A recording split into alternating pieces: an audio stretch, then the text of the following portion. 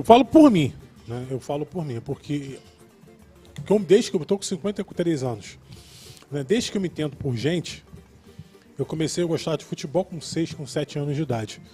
E a primeira vez que eu fui ao Maracanã com meu pai, antes de ser torcedor do Fluminense, não era Fluminense, era torcedor do Vasco. Eu falo isso abertamente, não tenho por que esconder, né? Porque meu pai me levou a primeira vez no Maracanã, num jogo Fluminense-Vasco, 4x1 Fluminense, 3 gols do Rivelino. Aí não teve como, né? Aí, primeira vez no Maracanã, com 7, 8 anos de idade, poxa, você vê aquela torcida, pô, nesse, você fica louco. Então eu enlouqueci e tornei-me torcedor do Fluminense. E muitas pessoas falam, poxa, você é preto? É isso que eu ia te perguntar. É torcedor do você, Fluminense. a gente fala muito nesse capítulo dos estereótipos, né? Ah, você é preto, você é favelado, você torce pro Fluminense? Como assim? Exatamente. Então não tem nenhum motivo pra esconder, torço pelo Fluminense. Sou negro, sou preto, né? Honro a minha raça. E sou torcedor do Fluminense, sim. Então, como a Cláudia falou, esse estereótipo, né, que foi colocado e taxado em cima do Fluminense, eu nunca passei por isso. O racismo, nunca passei. Pode ser que eu venha passar, meu filho pode vir passar. Mas, sinceramente, eu nunca passei por isso. Então, por que não torcer pelo Fluminense? Eu acho isso uma tremenda de uma bobeira, uma bobagem, né? Pô, negão, torcedor do Fluminense, caramba. Tem a foto do Gerson? Deixa eu ver a foto do Gerson aí. Que foto é essa do Gerson? Deixa eu ver.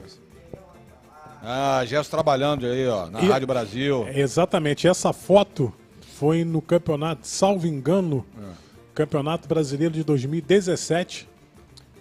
Botafogo e Fluminense, né? O gol do Fluminense na época foi do... Tá até na Ponte Preta agora. Matheus Alessandro. Matheus Alessandro. Cara, olha, mas você trabalhou... Fez o gol da vitória. Todos viram o Matheus Alessandro, mas você trabalhou no gol do Matheus Alessandro. É raro isso aí, tá? Eu diria que é o único gol do Matheus Alessandro no Fluminense, não é? Contra o Botafogo? Eu acho que sim. A informação que eu tenho é essa. Mas o Gerson cobre o Fluminense há quantos anos já? Eu, pela Super Rádio Brasil, cubro o Fluminense desde 2008. Porra, 2008, é? 2008. Fez a Liberta lá na Rádio Brasil já? Ou foi depois da Liberta? Fiz, né, mas não era setorista efetivo, era folguista. Né, após a saída de um companheiro, tornei-me setorista efetivo e desde então cubro o Fluminense pela Super Rede Boa Vontade de Rádio. O que mudou de lá pra cá na cobertura esportiva, Gerson? Mudou muita coisa, né? Mudou muita coisa. Eu, por exemplo, Alexandre, eu sou um pouquinho mais para trás, né? Voltamos lá no início dos anos 2000. Nós antigamente nós tínhamos acesso nós tínhamos acesso aos jogadores, por exemplo, aqui na sede das Laranjeiras. Aí, naquela época, o técnico era o Valdir Espinosa e tal. Aí você entrevistava, um exemplo aqui, o Asprila, você entrevistava o Roger Flores, que na época era jogador do Fluminense. Então eram vários veículos de comunicação que tinham materiais diferentes. Diferente, né? Materiais diferentes. Hoje a coisa está tudo igual. Né? Então houve uma mudança muito grande. Né, conseguia fazer mais exclusiva, né? Conseguia. Você pegava, por exemplo, um jogador que tinha mais um pouquinho de intimidade, fazer uma entrevista exclusiva com ele ali, mas vamos falar, hoje em dia a coisa é muito mais difícil. Claro, as coisas com o mundo globalizado, com as assessorias de imprensa, enfim, hoje as coisas estão muito mais difíceis. E pós-pandemia, estamos vivendo na pandemia ainda. Né? Ainda estamos vivendo. Na pandemia, aí nós estávamos conversando aqui antes de entrarmos no ar, a gente falava, poxa, será que tem algum clube que faz aquela cobertura diária? Não. Ninguém mais faz, né? Ninguém mais faz. Né? Por exemplo, material produzido, seja pela Flu TV, pela TV Corinthians, TV Palmeiras, por TV Grêmio, coletiva após os jogos, isso acontece, está rolando, está acontecendo, mas aquela coletiva, o Fluminense ainda tem isso, né? Pelo menos uma coletiva ou duas por semana, né? E fora as coletivas pós-partidas, mas aquele dia a dia... O dia a dia você não tem mais. Não tem mais. O contato com os jogadores, a exclusividade... Não tem mais. Não tem mais. Você acha que hoje os clubes estão pautando mais a imprensa? Não digo os clubes, mas... Alimentando mais com conteúdo, né? Exatamente, não digo os clubes, mas as assessorias de imprensa principalmente. Por exemplo, a Flu TV aqui faz um trabalho muito legal, um belíssimo trabalho. Né? Às vezes nós tiramos material por exemplo, o material que às vezes eu uso no momento esportivo, eu tiro daqui da Flu TV. Às vezes a Cláudia faz entrevistas, enfim, eu tiro aqui da Flu TV para usar no momento esportivo. Né? E com o advento das mídias sociais, das redes sociais, isso tornou-se mais... A presença no dia a dia para o jornalista ficou muito mais complicada. Né? Então, Mas dá saudade daquela... É tudo muito rápido, muito dinâmico, né? Dá. É complicado acompanhar. Não é uma coisa que o setorista estava lá, como ele estava lá, ele ia dar em primeira mão. Agora não tem mais isso, porque isso vaza, alguém passa a informação de lá e já soltou no Twitter, e o Twitter já viralizou. Não. O Phil, infelizmente, muitas pessoas hoje em dia, né, que não são jornalistas, dão uma notícia. Aí é uma notícia, por exemplo, o rato roeu a roupa do rei de Roma. Tem essa notícia. Aí nós, como jornalistas, às vezes, por exemplo, quando eu tenho uma notícia como essa, eu fico olhando, não, será que tem fundamento? Aí você tem que ligar para as pessoas que você tem conhecimento, para suas fontes, para ver se tem veracidade ou não. Sim. Né?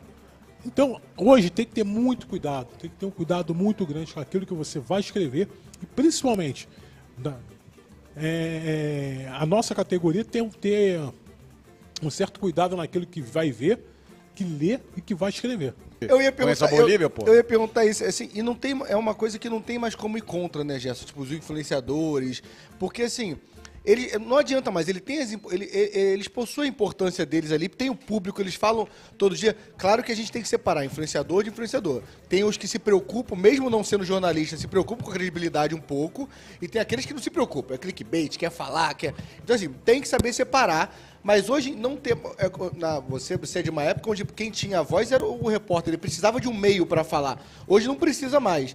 Mas não tem como bater de frente e falar que não vai existir mais isso, né? Não tem como, não tem como. É aquela coisa, eu estava conversando com o Alexandre quando eu cheguei aqui à série das Laranjeiras, que é o seguinte: com as mídias, com o YouTube, com o Instagram, as pessoas fazendo lives, hoje em dia, para o mercado publicitário, isso está atraindo muita coisa, Muito mais o mercado publicitário está se sentindo mais atraído por essas mídias do que pela televisão, pelo rádio, pelo jornal. É isso que está acontecendo. Então eu não recrimino, não. Eu sou totalmente favorável. Quanto mais mídia tivermos, melhor e você deve conhecer amigos seus que saíram, né, de mídias importantes ali e para virar influenciador, para abrir um canal e fazer... Nem é influenciador o termo, né? A gente conhece aqui, a gente vai falar, Vitor Canedo trabalhava na Rede Globo e saiu para fazer as redes sociais dele e trabalhar a imagem dele. Qual é o exemplo?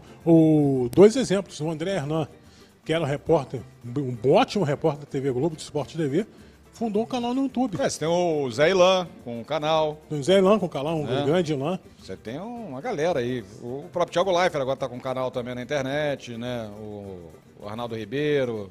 Tem muita gente aí fazendo canal na internet. Ô, Gerson, você lembra de uma entrevista marcante aí na tua carreira, aqui no Fluminense? Um jogador, uma entrevista engraçada, polêmica? Cara, você me pegou agora, tem duas aqui. Uma entrevista que eu achei maravilhosa. Né? Vamos por duas, vamos começar um pouquinho antes. 2016 foi o último ano da Unimed no Fluminense. Teve um jogo do rival do Fluminense, maior rival, pela Libertadores, e o rival perdeu. Né? E eu estava com a informação que o Fluminense, que a Unimed tinha rompido, o antigo patrocinador rompido com o clube. Eu ligando insistentemente, o WhatsApp na época não era tão... Como é que eu vou dizer, né? Não ficava o tempo todo apitando. Exatamente, mas eu ligava, aí teve uma hora que o Dr. Celso Barros atendeu. Aí fiz uma entrevista, eu e o Marcelo Figueiredo, fizemos uma entrevista na hora da jornada do Flamengo, que foi ao ar no dia seguinte, no momento esportivo. Isso aí foi bem legal. Né? Uma outra, foi em 2009, com o Dieguinho, lateral esquerdo do Fluminense. Eu fiz uma entrevista com ele pelo telefone. Na época nós tínhamos acesso, você falava com o jogador. Você ligava para ele? Ligava, né? Pode falar, falo. Ele deu uma declaração que na época eu achei sensacional. Né? O Fluminense, eu não vou renovar com o Fluminense está me propondo o salário de um time de Série C. Ele falou, né? Falou. Entendeu? Foi bem legal essas duas passagens, foram bem marcantes, né?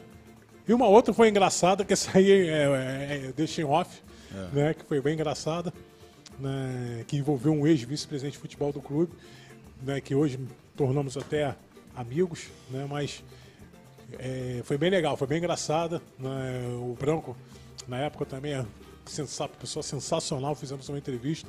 Enfim, Qual foi o cara mais gente boa que você conheceu aqui no Fluminense? Jogador. Gente boa, cara boa, resenha, cara gente boa, parava pra te atender.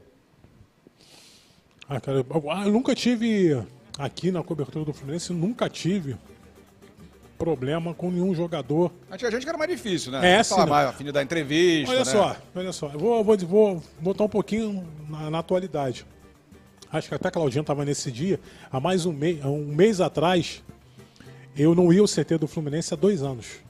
Caramba, 2 anos. 2 anos, né? Não ia ao CT do Fluminense.